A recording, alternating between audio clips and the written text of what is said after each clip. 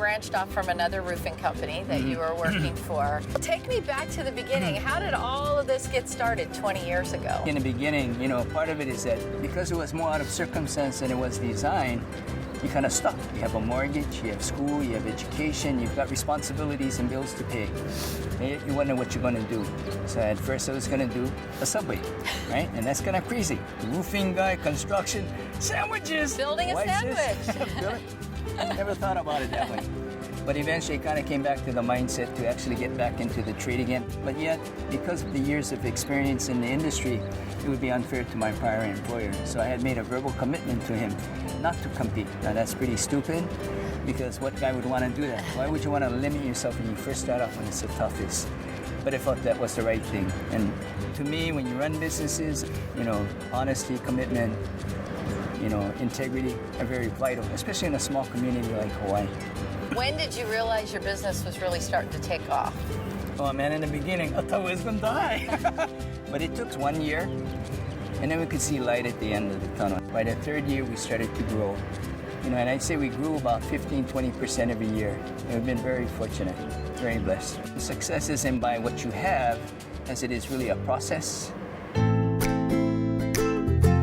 What types of business do you specialize in?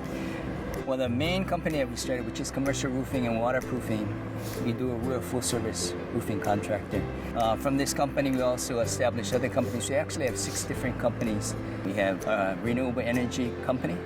We have products that you can shoot bullets through it. If you shot a bullet or you dropped a rock, this would no longer work. But with ours, a little panel that's 52 watts, you shoot 9 bullets into it, we only lose 4% efficiency. Two beautiful, successful daughters who are now really in training to take over the company someday. And that part kind of came about as, again, more circumstance. But as the company began to grow, opportunity began to come up. Then the subject was broached. Where in most instances, most family businesses, you're already assigned a legacy. And sometimes that's your state in life. You have no choice. But I think it really is about choices, it's about values, it's about purpose and destiny that makes a difference.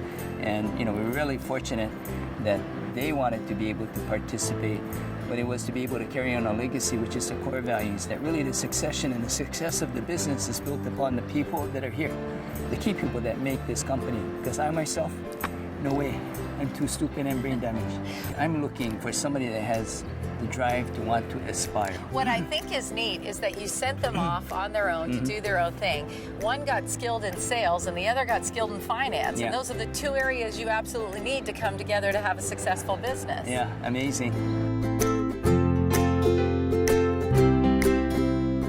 So Candace and Dana, you were both in California, really in the midst of successful careers on your own. What's the best part and maybe the challenging part of working together as sisters in the same company and with Dad and the whole picture?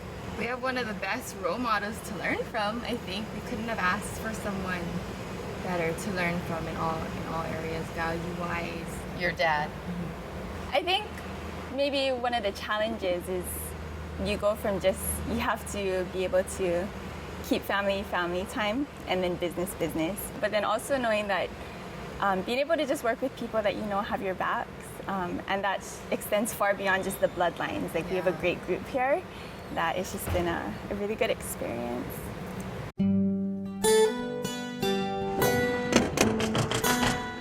The whole thing is really customer satisfaction, and it's more than just customers, it's really having a friend at the end, right?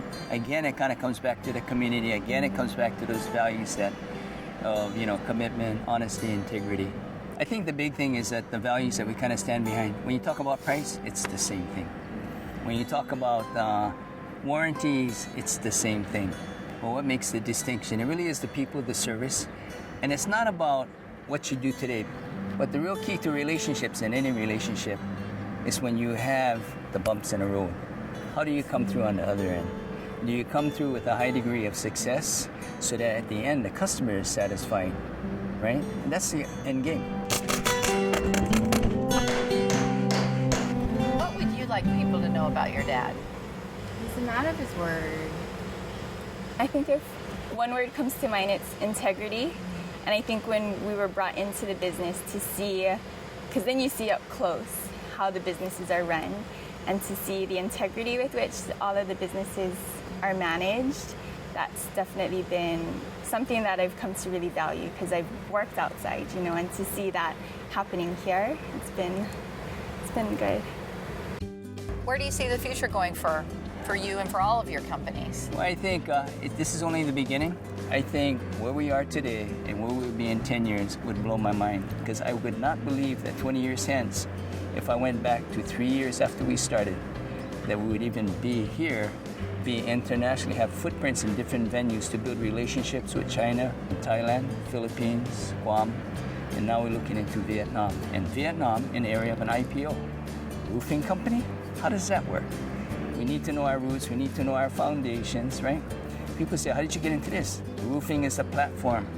It's part of your building envelope. Depreciation period on the whole building, 37 years. Put PV on top of it, all of a sudden now it's generating income, which commercial real estate had no value. Now you asset valuation. As you enter different markets, you have to know what to anticipate. If you're going for the gold mine, what are the chances you're gonna get gold? So in the end, all the things that seem disconnected, if you broaden the horizons wider, there's a connection.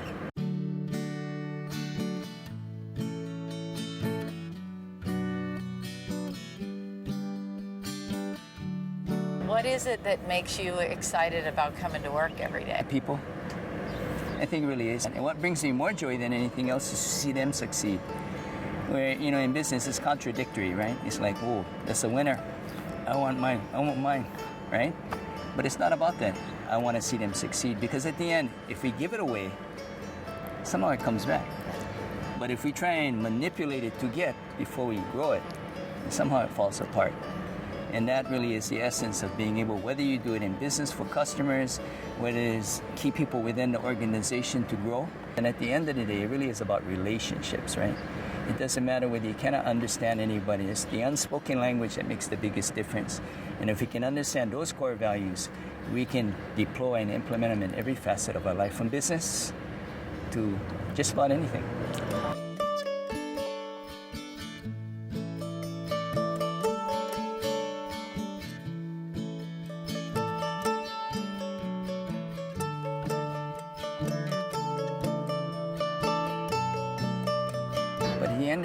You have to really understand why.